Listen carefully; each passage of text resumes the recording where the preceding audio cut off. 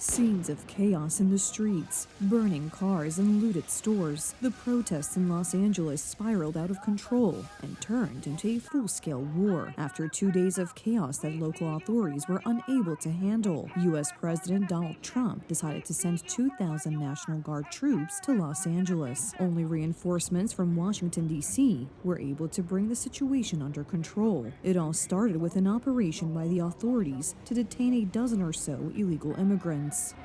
They're coming out. This is what it looked like when the nighttime attempt to storm a local jail in Los Angeles was repelled.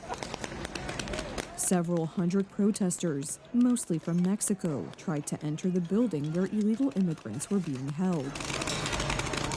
For 2 days, clashes have been taking place in the suburbs of Los Angeles between groups of left-wing activists and immigrants on the one hand, and the police, border guards, and immigration services on the other.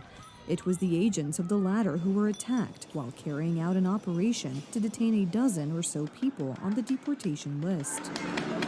But what occurs is if federal agents who are here doing immigration enforcement come under attack, they're going to ask for help.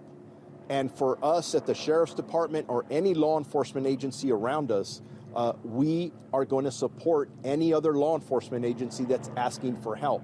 The help is if they're under violent attack or something of that nature, not because they need help picking somebody up under doing just strictly civil immigration enforcement.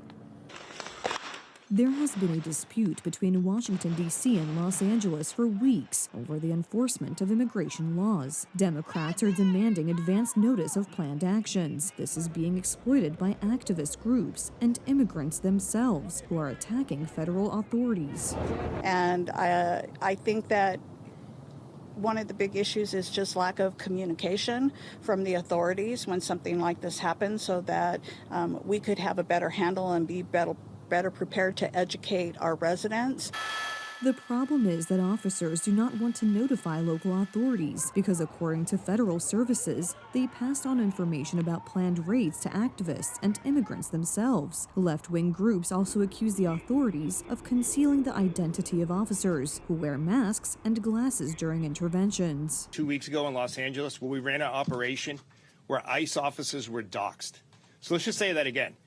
People are out there taking photos of the names, their faces, and posting them online with death threats to their family and themselves. So I'm sorry if people are offended by them wearing masks, but I'm not going to let my officers and agents go out there and put their lives on the line and their family on the line because people don't like what immigration enforcement is.